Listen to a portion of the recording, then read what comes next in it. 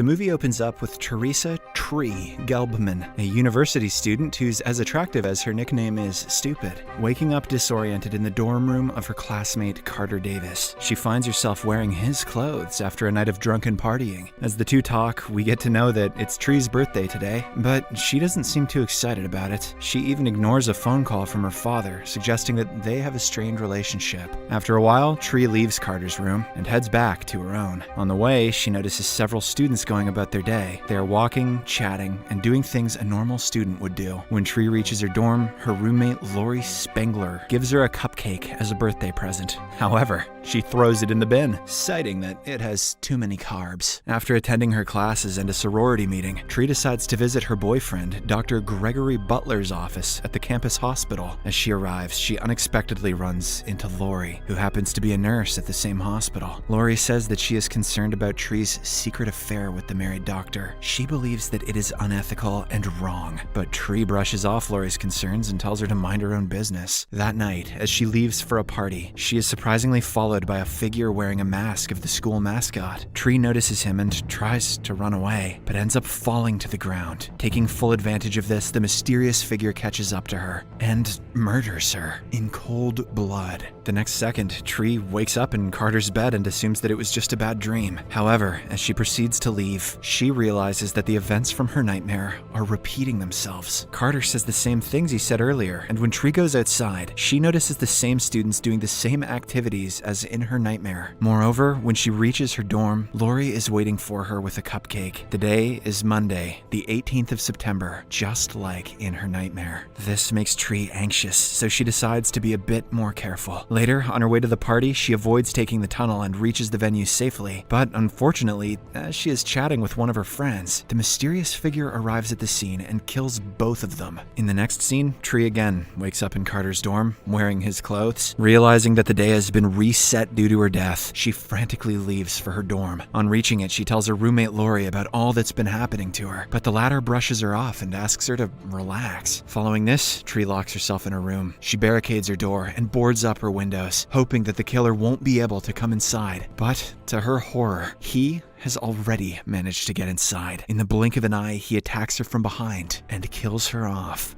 As expected, the day is reset, and Tree once again wakes up in her friend's room. Not knowing what to do, she invites Carter for lunch and tells him everything. The confused guy expectedly doesn't believe any of it, but just to make her feel good, he decides to help her. Carter speculates that perhaps Tree's recurring dreams have something to do with her birthday. They then make a list of people who might have a motive to kill her. Carter suggests that she can take advantage of the loop, since it gives her unlimited chances to figure out who the killer is. Tree absolutely loves the idea, so she spends the next several iterations trailing people she considers suspects, but each time she gets killed by the masked killer. After waking from a loop where she is bludgeoned, Tree is unable to walk and she passes out. Carter immediately rushes her to the hospital, and when she wakes up, Dr. Gregory reveals her medical reports show evidence of recovery from multiple traumatic injuries. These injuries are so severe that she should be dead right now. Hearing this, Tree figures out that the injuries she sustained from the previous deaths in her dreams are incurring real physical damage. This means that if she doesn't solve the situation soon, her body will get weaker by the day, and she might end up dying in her sleep. Fearing for her life, Tree decides to flee from the hospital. She sneaks into Gregory's office and steals his car keys, but as she is trying to escape, the masked killer suddenly shows up. Poor Gregory also arrives at the wrong time, and he is immediately killed. Meanwhile, Tree rushes for her life and somehow manages to flee from the hospital. Just as she thinks she made it out alive and starts to celebrate, she is stopped by the police for speeding. Tree figures out that it might be better for her if she is locked up in a jail cell. That way, she will be away from the killer. Hence, she lies to the officer that she was driving under the influence. The latter buys it and makes her sit in the police car, but right then, the killer arrives at the scene and runs the officer over. He then sets the car on fire and kills her. Oh, burning trees. The killer must be a stoner.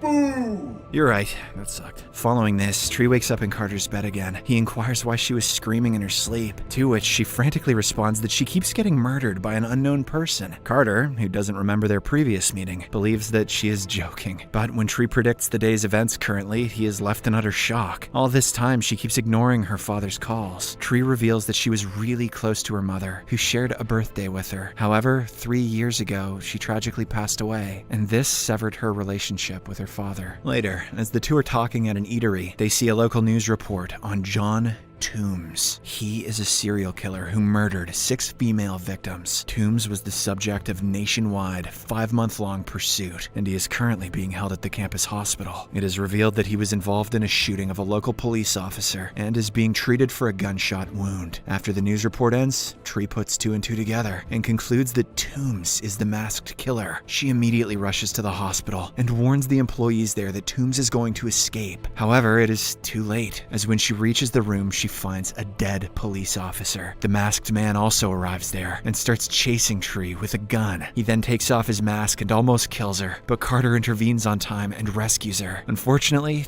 he pays the price and gets killed by Toombs. The psychotic killer then chases Tree to a nearby bell tower and eventually catches up to her. But this time, our protagonist is well prepared. She swings a crowbar at his head and knocks him out. However, as Tree prepares to kill Toombs, she realizes that if she doesn't reset the day, her best friend Carter will remain dead forever. So she reluctantly runs to the top of the tower and commits the unthinkable. As soon as she wakes up in Carter's room, she hugs him affectionately and thanks him for saving her life. Carter doesn't understand what's going on, but he accepts the hug anyway. It turns out that he's had a major crush on her for years. Meanwhile, Tree is now more confident about solving her murder mystery. Since she knows the identity of her killer, she proceeds happily through the day. Tree signs the Stop Global Warming campaign petition for the girl that asks for her signature every dream. She lays a pillow out for the guy that passes out while talking to his friends. She tells Tim, the guy that she went out on a date with, that she knows he likes guys and he should not try to be something that he is not. She also tells him that love is love. Later, she reaches her dorm and apologizes to Lori for being a terrible roommate. Tree also ends her affair with her married Professor Gregory. She says that she can't change what she did in the past, but she wishes to try to be a better person today. At the uptight sorority meeting, Tree arrives with fried, high-calorie food and protects one of her friends from being fat-shamed. When Carter comes to the meeting to see her, she unexpectedly kisses him and asks him out. After the sorority meeting, Tree arrives at the restaurant where her dad is waiting for her. She apologizes to him for being late, and the two finally talk after years of being apart. Tree explains that she misses her mom so much that she had started avoiding her birthdays. For her, the 18th of September is the worst day of the year. Tree further adds that it hasn't been easier, but